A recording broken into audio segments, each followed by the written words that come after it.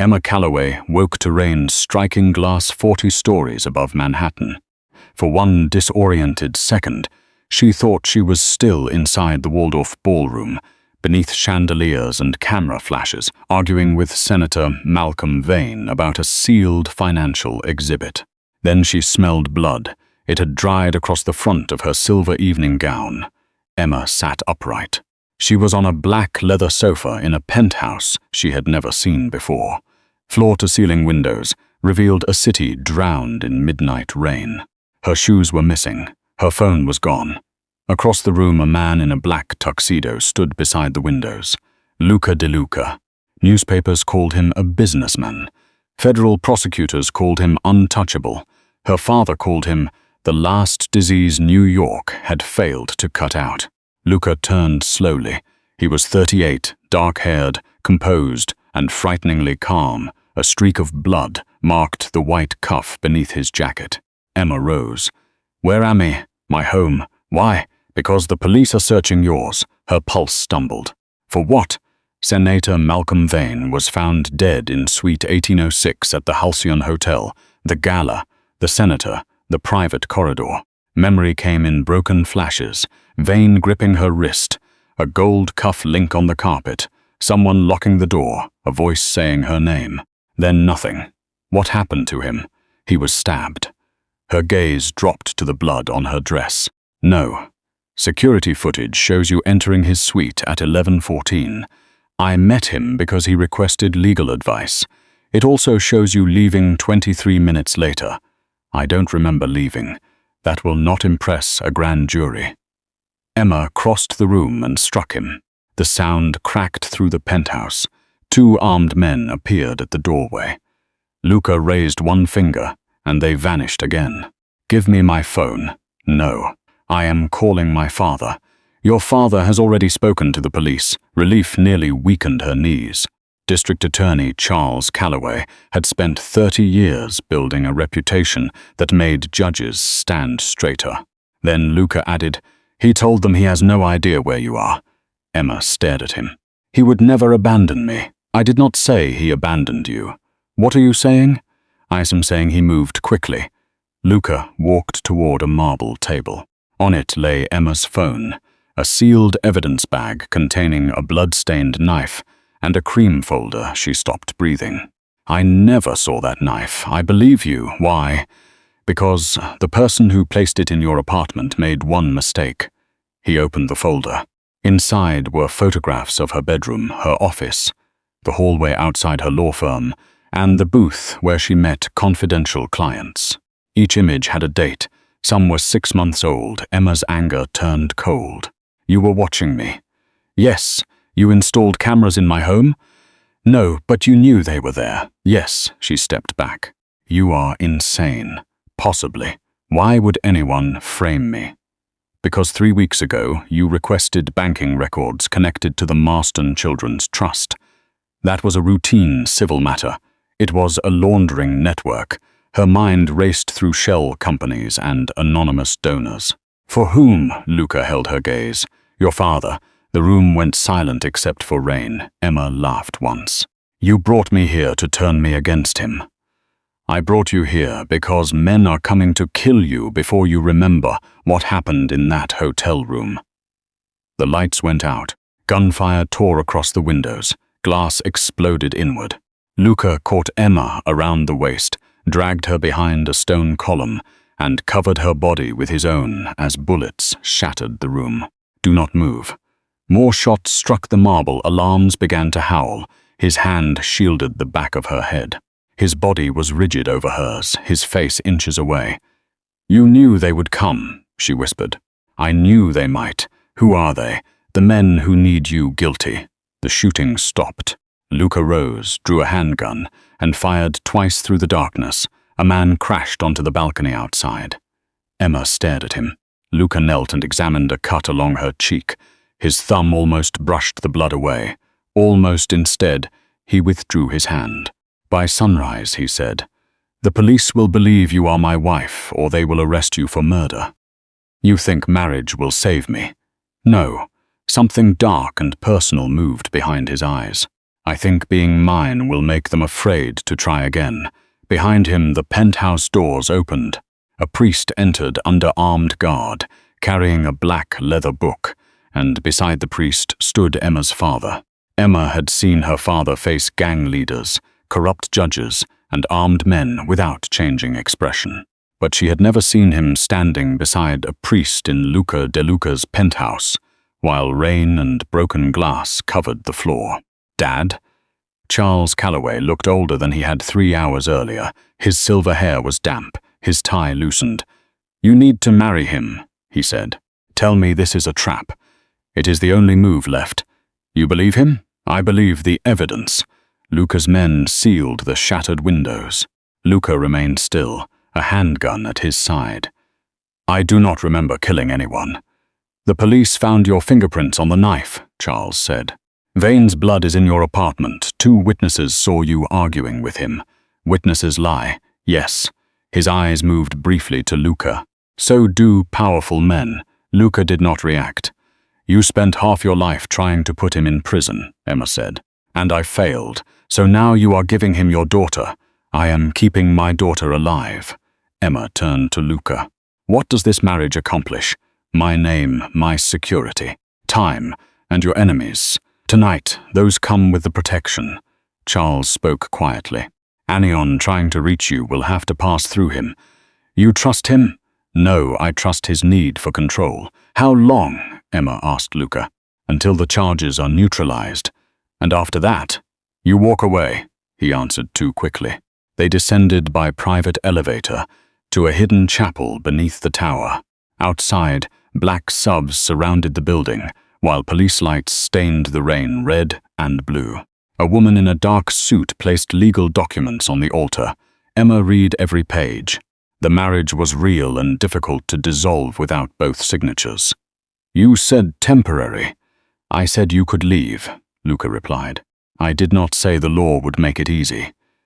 "You built a cage before asking whether I would enter it." "I built it because someone was already closing one around you," the priest began. When Luca took Emma's hand, his fingers were cold and steady. She saw only restraint, as if touching her required more control than holding a gun. "Do you accept this woman as your lawful wife?" "I do, no hesitation." When Emma repeated the words, Luca's thumb pressed once against her pulse, so subtly no one else would notice. Then he produced a platinum ring set with a dark diamond. "Whose was this?" she whispered. "My mother's. She wore black diamonds. She wore mourning before she became a widow." The priest called the union temporary. Luca's head lifted. "Do not call it meaningless." The chapel went still. Luca slid the ring onto Emma's finger. Gunfire erupted outside. He pulled her behind the altar as bullets hammered the bronze doors. Candles crashed across the floor. His men returned fire. Charles vanished through a side passage with 2 guards. "Where is my father going?" Emma shouted. "Where he was told." "By whom?" Luca dragged her through the sacristy before answering. "Me." 3 armored subs waited underground. Luca pushed Emma into the center vehicle, and the convoy accelerated into the rain. She faced him across the dark cabin. Blood marked his collar. "You knew the chapel would be attacked." "I suspected. You used the wedding to draw them out. I used myself. You used me." His gaze sharpened. "If I had used you, you would have been standing where they could see you." The convoy entered a tunnel beneath the East River. A truck exploded through the barrier. The lead SUV crashed. Their driver swerved, and the vehicle spun into concrete. Luca reached Emma before impact, pulling her down and covering her head with his body. Metal screamed, then darkness. Emma woke beneath the overturned SUV with Luca braced over her. Water rushed along the tunnel floor. Gunmen advanced through smoke. One of Luca's guards shouted, "Boss, the rear route is clear. We can get you out." Luca looked at Emma. "Take him," she said. "I will follow." "No." "Luca, I do not leave my wife behind." The word struck harder than the crash. He fired beneath the vehicle, then pulled her through smoke toward an emergency door. A bullet hit the wall beside her. Luca turned, covering her as concrete sprayed across his back. They reached a maintenance corridor while the tunnel burned behind them. Luca leaned against the wall. Breathing unevenly, Emma touched his shoulder. "You are hurt. I have been hurt before. Not for me. Not like this." Then Emma saw a hotel access card inside his torn jacket. Suite 1806. She pulled it free. Luca did not stop her. "You were in Vane's room." "Yes." "Was he alive when you arrived?" "Yes." Emma tightened her grip on the card. "And when you left?" Sirens echoed through the tunnel. Luca looked toward the flames, then back at her. "That," he said softly, "is the question you are not ready to ask." By dawn, the tunnel attack was breaking news. Every screen inside Luca's penthouse showed Emma in her blood-stained gown, being pulled from the overturned SUV while Luca shielded her from the cameras. Murder suspect marries alleged crime boss hours after senator's death. "Turn it off," Emma said. The penthouse had become a command center. Steel shutters covered the broken windows, while a surgeon stitched Luca's shoulder. He still had not answered her question. Was Senator Vane alive when Luca left Suite 1806? "I want to go home." "No, my case files are there. You no longer have cases." Luca handed her a tablet. Barrington, Cole and Pierce had fired her for conduct damaging to the firm. 12 years of work disappeared in 4 lines. "They fired me before I was charged. They were instructed to." "By my father." "You could be inventing everything," she said. "I could. Then, why should I stay? Because the first shooter ignored a clear shot at me and aimed at you. You put your name on me. That does not make me property." "No. Then let me leave." "You may go anywhere inside this building. That is imprisonment. It is survival. It is control. With you, they are currently the same thing." He walked away. Emma spent the next hour searching the penthouse. It held no family photographs, only tailored suits and locked weapons. Only one hallway was guarded. When the guard turned toward his radio, Emma slipped through the nearest door. Monitors covered the walls. Her apartment appeared on 6 screens. Bedroom, kitchen, entrance. Office, the coffee shop near the courthouse. Shelves held folders marked calls, medical clients, routines, threats. One contained photographs of Emma leaving therapy. Another listed nights she slept with the lights on. There were transcripts of private calls. Luca had not merely watched her, he had studied her. "You should not be here," she turned. Luca stood in the doorway, his wound hidden beneath a fresh black shirt. "How long?" 6 months. "You knew about my therapy." "I knew when you went. You knew when I could not breathe. You knew things I never told my father. I needed to recognize changes in your routine." "Why? Frightened people become predictable. Predictable people are easy to kill." Emma opened another folder. Inside was a photograph of Luca, watching her apartment through rain-streaked glass. "You could have warned me. You would have gone to your father. He is the district attorney. He is the reason I could not warn you. You keep accusing him without proof." Luca placed a flash drive on the desk. "Proof is dangerous before you know who controls the room. So you controlled me instead. I controlled the distance between you and a bullet." She struck the folder against his chest. He caught it. "For 6 months, you invaded my life. For 6 months, you remained alive." Tears burned her eyes. She hated that he noticed. Luca lifted one hand as though he might touch her face. His fingers stopped inches from her skin. Then he lowered them. "I did not watch you for pleasure." Was that supposed to comfort me? No. What happens now? I remove the people who helped build this cage. By noon, Luca had purchased the controlling debt of Emma's law firm. By 2, the partners who fired her had been removed. By 3, ownership had been transferred to the employees. Emma found him in his study. "You bought my law firm. I bought its debt. To punish them. To protect the records you were investigating. You cannot purchase every part of my life. No. Only the parts your enemies are trying to burn." That night, Emma locked her bedroom door. Sleep came in fragments. She saw Vane gripping her wrist, blood spreading across white carpet. A shadow behind him, a man's voice saying, "She does not leave this room." Emma woke screaming. She opened the door and nearly stepped on Luca. He sat asleep on the floor outside her room, his back against the wall, a pistol beside his hand.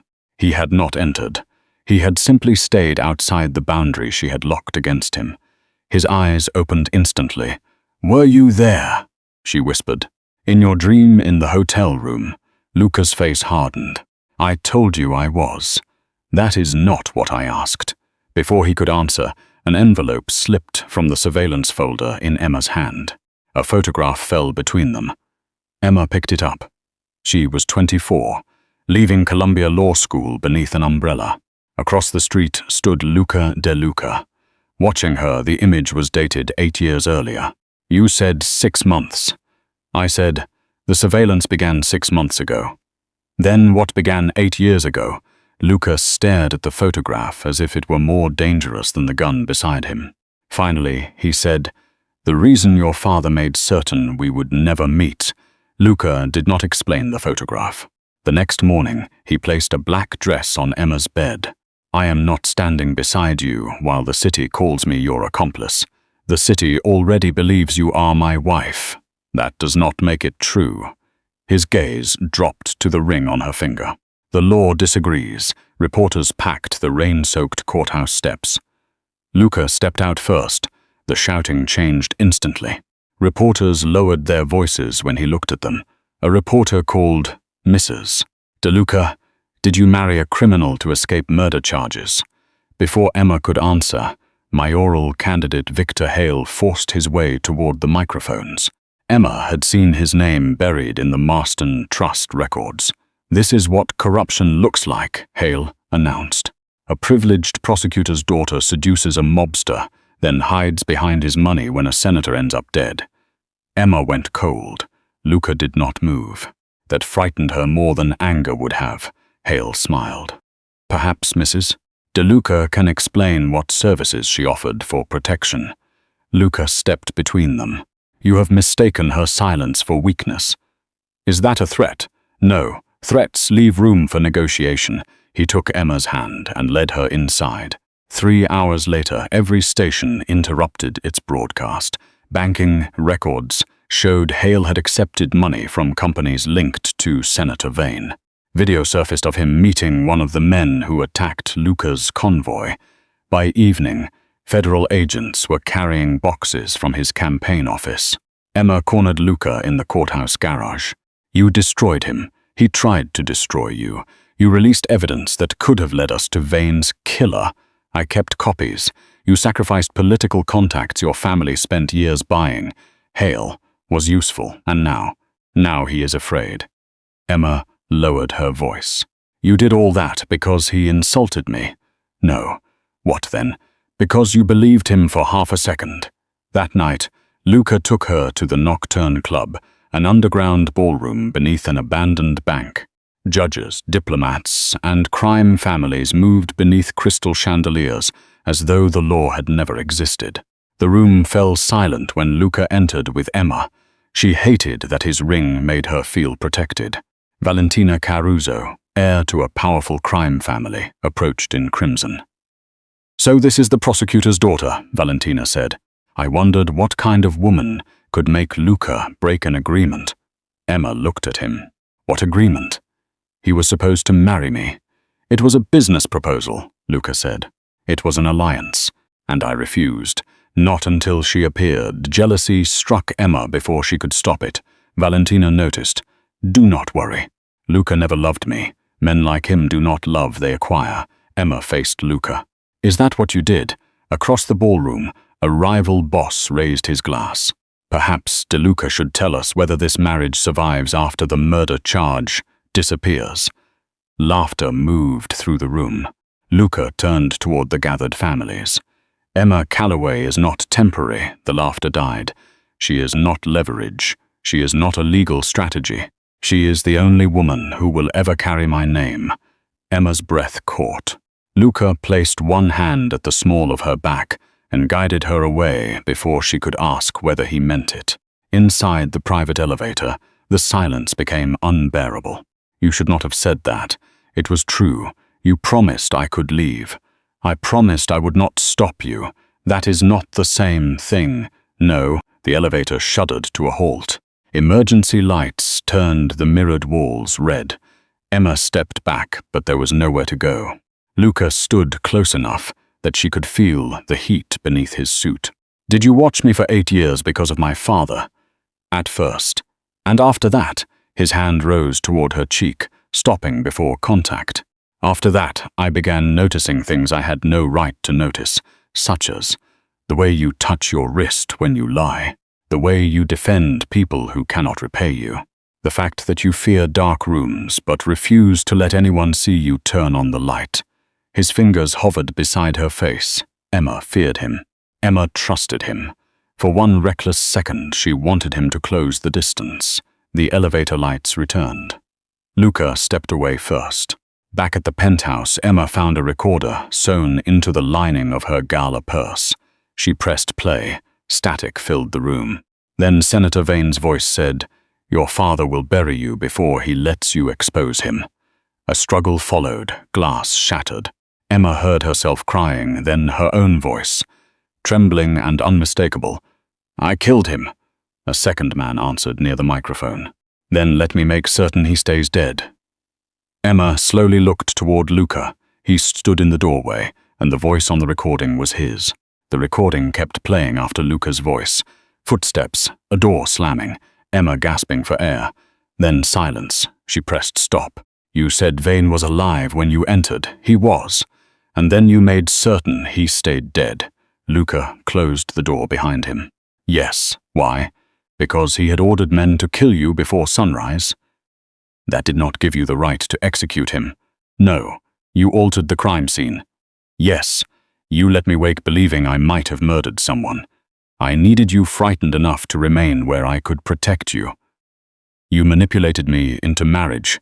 I kept you alive. You say that as if survival erases consent. It does not." He reached for the recorder. Emma moved it behind her back. "Do not touch me." His hand stopped. A shot struck the steel shutters. Luca pulled Emma down as another bullet tore through the metal and buried itself in the wall. Sniper. Smoke crawled beneath the apartment door. His men flooded the hallway. "They are forcing us toward the windows," Luca said. "We leave now." He took her through a service passage into the underground garage. Minutes later, black salves carried them east through a storm that erased Manhattan behind rain. 8 years, Emma said. "Tell me why you were watching me. You deserve the truth." "I deserved it before you put a ring on my hand." Hours later, they reached an abandoned church above the Atlantic. Waves struck the cliffs. Candlelight moved across cracked saints and salt-stained walls. Luca led her beneath the altar to a hidden residence. "This was a safe house for my family."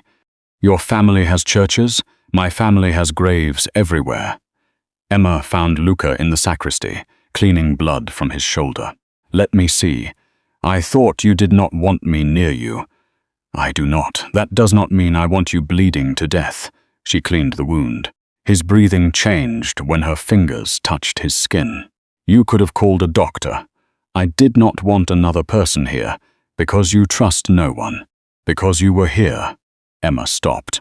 "Tell me about your sister." His eyes hardened. "Her name was Sophia. She was 26. A federal witness.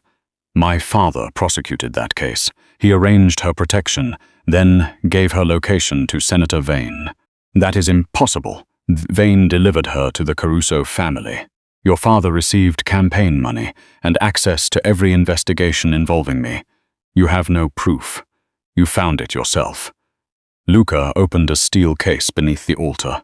Inside were copies of the Marston Children's Trust accounts. Emma recognized her annotations. Money had moved from the charity to judges, security firms, and offshore companies. One transfer carried Charles Calloway's encrypted authorization.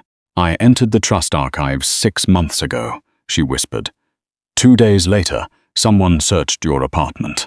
That was when I began active surveillance. And 8 years ago," Luca looked toward the candles, "I went to your graduation because I planned to use you." Emma went still.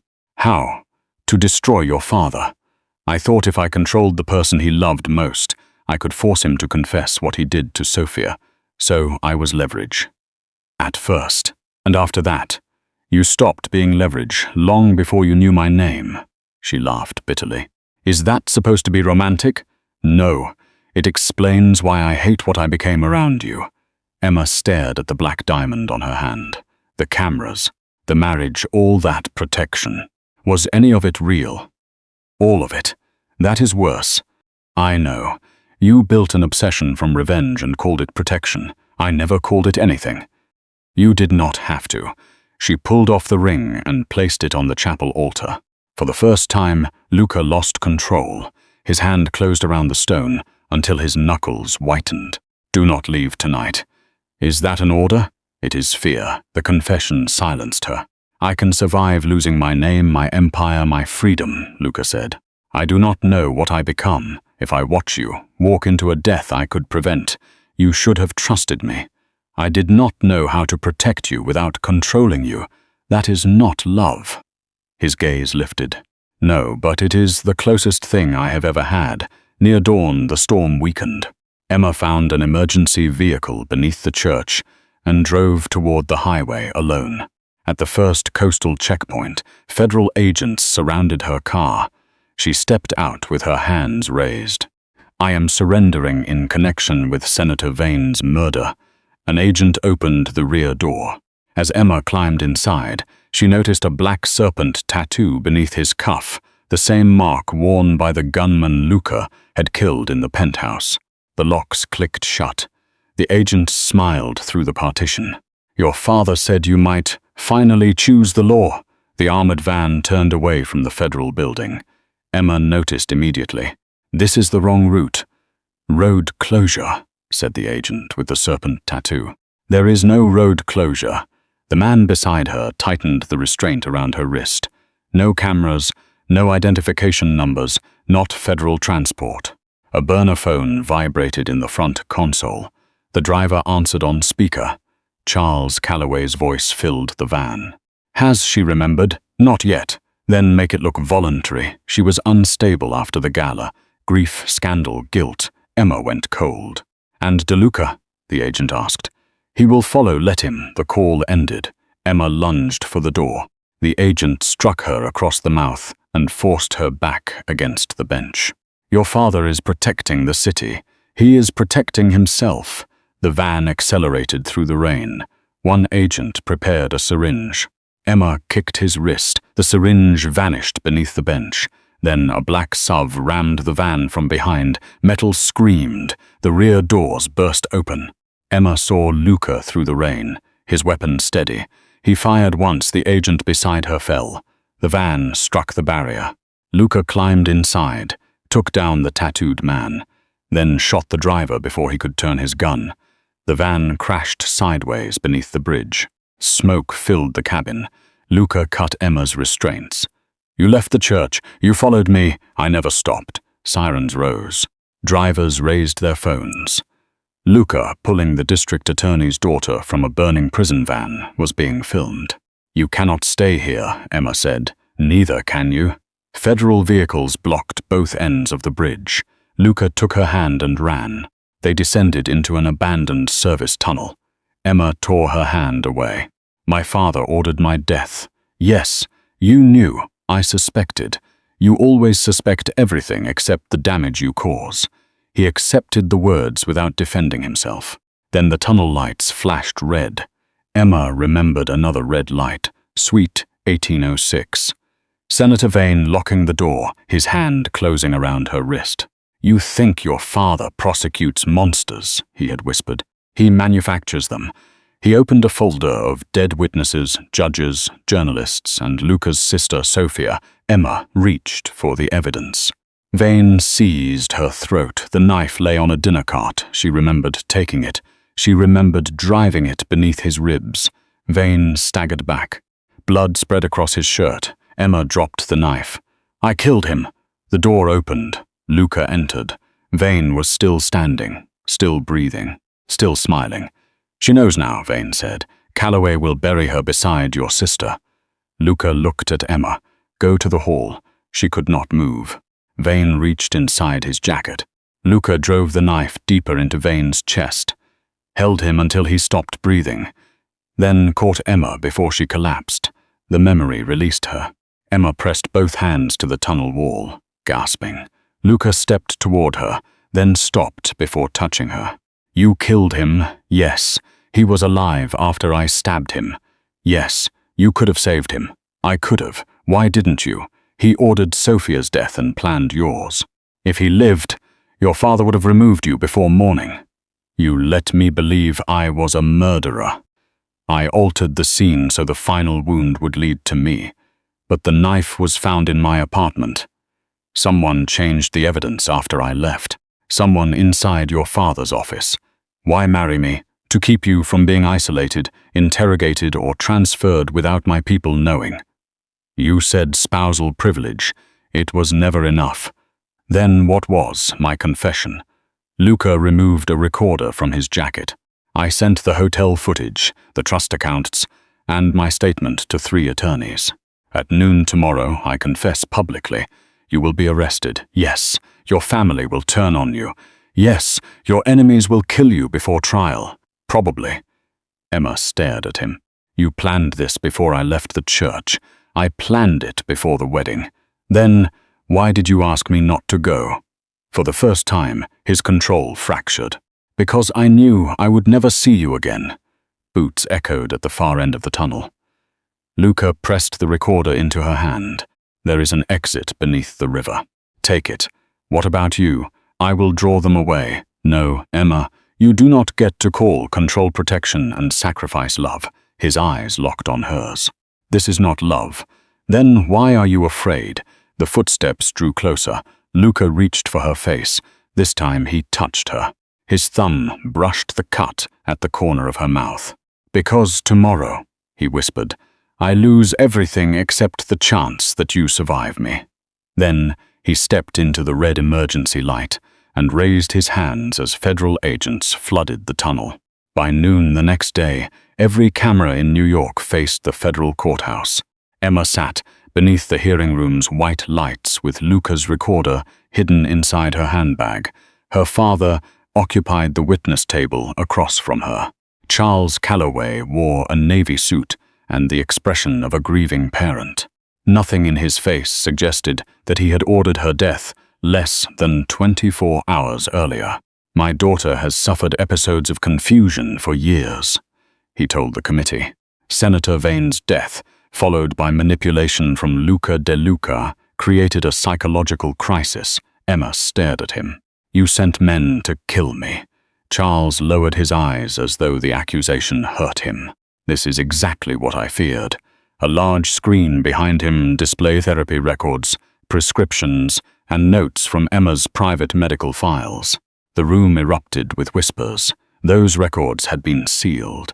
Only her father knew the judge who sealed them. You stole my medical history. I am trying to save you. You have never saved anyone. His composure flickered. Emma stood despite her attorney's warning. My marriage to Luca DeLuca began as a legal arrangement. He believed marrying me would prevent corrupt officials from isolating me after Senator Vane's murder. Reporters shouted questions. Charles smiled faintly. Emma continued. Luca surveilled me. He manipulated me. He concealed evidence and made decisions for me without consent. Her voice tightened, but she forced herself to finish. I will not defend those choices because he protected me afterward. Charles leaned toward his microphone. At last, she is telling the truth. But Luca DeLuca is not the man who framed me. The smile disappeared. Emma removed the recorder. Before she could press play, the hearing room doors opened. Luca entered between 6 federal officers. He wore no jacket. His wrists were shackled. Bruises darkened one side of his face. But he walked with the same controlled authority that had silenced ballrooms and terrified prosecutors. The room became completely still. Emma rose. Luca did not look at Charles. He looked only at her. Why are you here? She whispered. To end it. A federal attorney placed him beneath oath. Luca faced the cameras.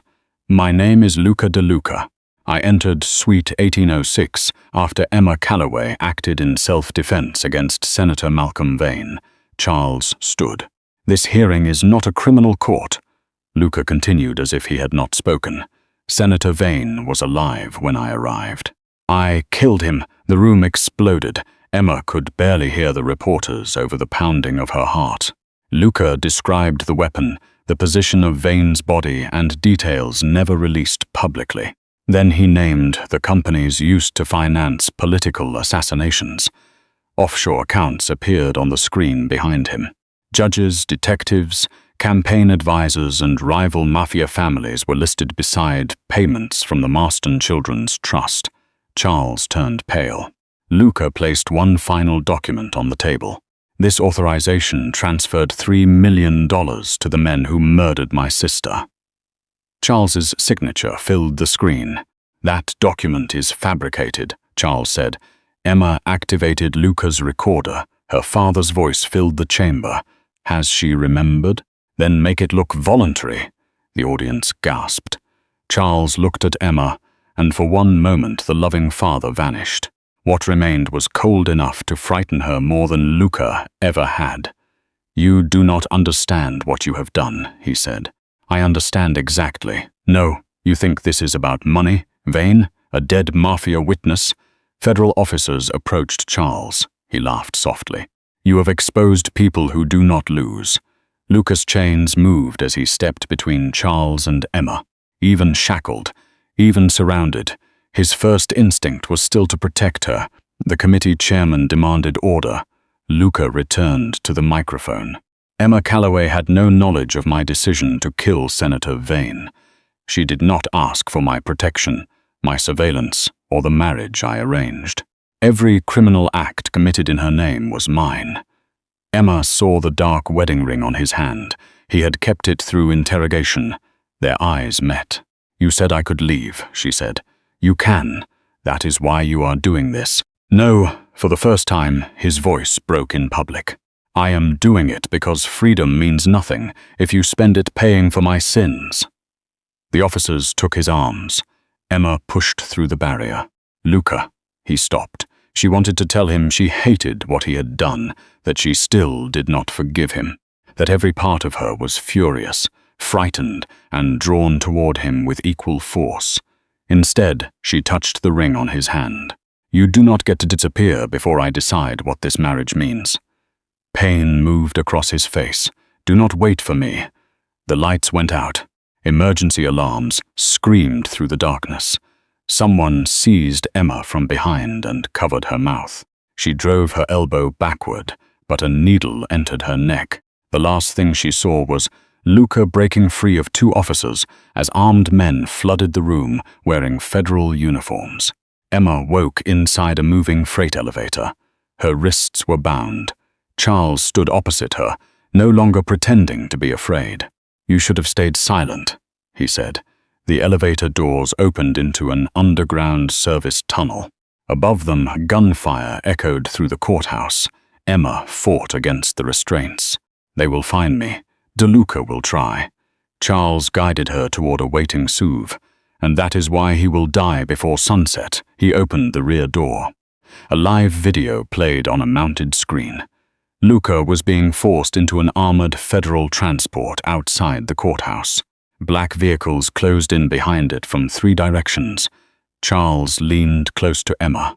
His confession was not a surprise. The convoy entered the tunnel. The screen went dark. It was the invitation. The SUV climbed through Manhattan beneath a sky split by lightning. Emma sat between 2 armed men, her wrists bound, while her father watched the city through rain-streaked glass. You built your entire career on men like Luca, she said. Without them, no one would have needed Charles Calloway. Charles smiled faintly. Justice needs monsters. The public never asks who creates them. Did you create Luca? No. But I taught the city to fear him, instead of looking at me. The vehicle entered the private garage of the Calloway Tower, a building named after Emma's grandfather. They took a freight elevator to the roof. When the doors opened, wind tore through Emma's dress. A helicopter waited beneath white landing lights. Beyond it, Neon Manhattan stretched into the storm. Victor Hale stood near the aircraft. He had not been arrested. His ruined campaign had been another performance. Several men beside him wore the serpent tattoo. "You framed me for Vane's murder," Emma said. Hale adjusted his gloves. "We needed DeLuca to expose himself. You were the only thing capable of making him reckless." Charles removed Emma's restraints, but kept one hand around her arm. "You were never the target," he said. "You were the door to Luca, to everything he controlled." Headlights appeared on the neighboring rooftop. A black car crossed the connecting bridge and stopped beneath the rain. Luca stepped out alone. His white shirt was stained dark beneath his ribs. Blood marked his temple. He carried no visible weapon. Emma's breath caught. The federal convoy had been attacked inside the tunnel. Luca had survived, but barely. Charles pulled Emma in front of him and pressed a gun beneath her jaw. "You should be dead," he called. Luca walked forward with the same calm authority he carried into courtrooms and criminal councils. "You hired inexpensive men. They killed 3 federal officers. They were not the ones protecting me." Emma saw the slight drag in his left leg. "Luca, leave." His gaze found hers. "Are you hurt?" That was all he asked. She shook her head. Something in his face eased, then disappeared. Hale stepped forward. "Transfer the DeLuca accounts, ports, casinos, and shipping companies. Then we release her." Luca removed a phone from his pocket and placed it on the wet concrete. "It is done." Hale checked his own device. His satisfaction vanished. "What did you do?" "I dissolved the holding companies." Charles's grip tightened on Emma. Luca continued. "The casinos belong to their employees. The legitimate properties were transferred to victim compensation trusts. The ports are under federal seizure. Every account connected to my family was distributed among rival organizations." "You gave away an empire," Hale said. "I destroyed it." "Why?" Luca looked at Emma. "So there would be nothing left to take from her." The wind seemed to vanish around them. Emma had accused him of using protection as control. Now he had erased the source of that control entirely. Charles laughed. "You think poverty makes her safe? No, but it makes her useless to men like you." Charles pushed the gun harder against her skin. "You are still useful," Luca's calm finally fractured. "Take your hand off her." The words were quiet, but every man on the rooftop shifted. Charles smiled. "There he is." Luca stopped 10 feet away. "Let her walk to me. You can have my life. Your life is worthless without your empire. Then kill me for pleasure." Emma stared at him. He meant it. Charles released her arm. "Walk." Emma moved slowly across the rooftop. 5 steps, 4, 3. Hale raised his weapon. "Luca." The shot struck Luca before Emma reached him. He staggered but remained standing. Emma ran. Luca caught her with one arm and turned. Placing his body between her and the gunfire, the rooftop erupted. Luca's hidden men rose from maintenance platforms below the ledge. Hale's guards scattered behind the helicopter.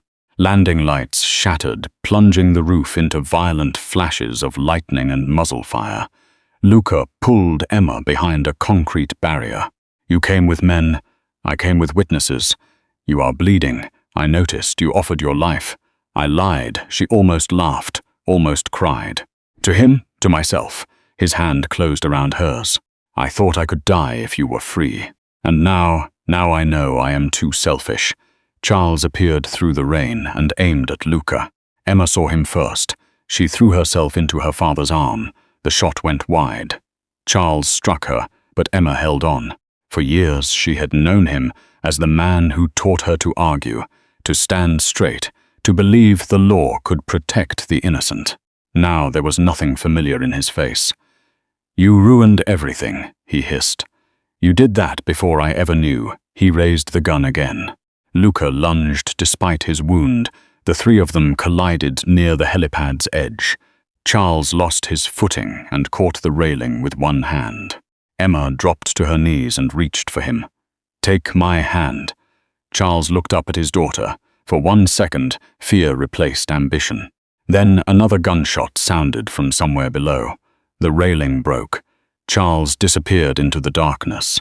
Emma screamed. Luca pulled her away from the edge as police helicopters rose around the tower. Searchlights swept the streets below. No body was visible. Luca collapsed against her. Emma lowered him to the rain-soaked concrete and pressed both hands over his wound. "Stay with me." His face had gone pale. "The marriage," he whispered. "What about it? You still have not decided what it means. You are not dying before I do." A weak shadow of a smile touched his mouth. Sirens surrounded them.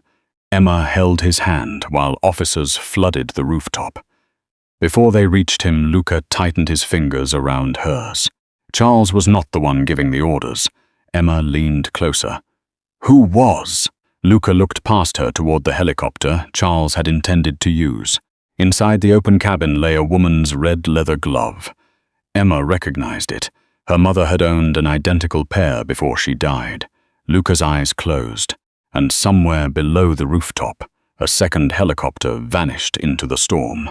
1 year later, Emma Calloway stood beneath the federal courthouse columns as the final verdict was read. Guilty. Officials connected to the Marston Children's Trust were led away in handcuffs. Victor Hale had accepted a plea deal. Charles Calloway remained missing. No body had been recovered below the helipad. Luca DeLuca had officially died in a guarded hospital room 3 days after the rooftop shooting. Emma no longer believed death certificates. She now ran the Calloway Justice Foundation, defending threatened witnesses. She wore no wedding ring, but Luca's black diamond remained locked inside her desk.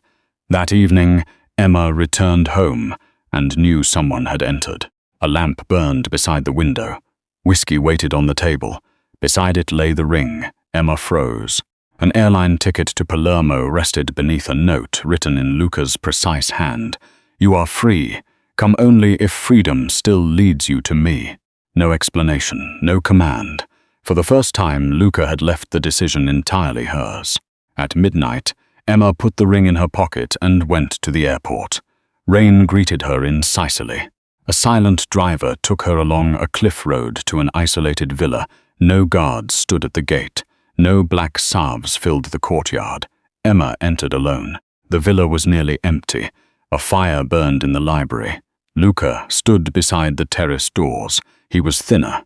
A scar crossed his side beneath a plain white shirt. He wore no tailored jacket, no watch, no visible weapon. "You came," he said. "You disappeared. I was told it was safest. You let me bury you. There was no body. There was a coffin. Empty." Emma crossed the room and struck him. He did not move. She struck him again. Luca caught her wrist, then immediately released it. "You had no right," she said. "No. You knew what losing you would do to me. I hoped it would free you. You still think pain becomes noble when you choose it for someone else."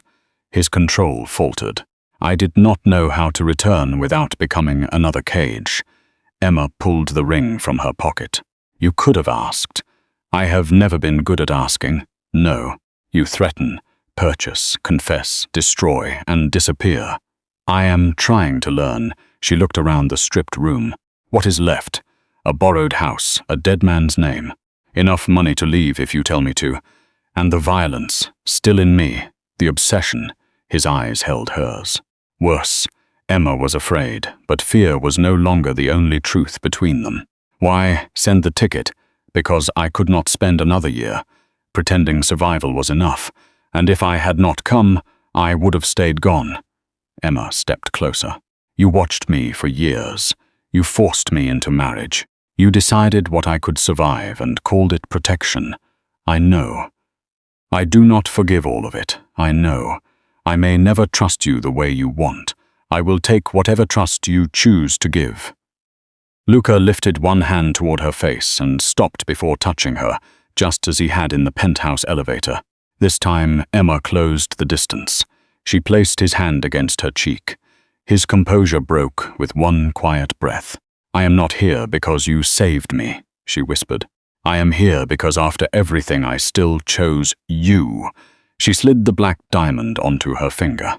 "Does this mean we remain married? It means this time I consent to it."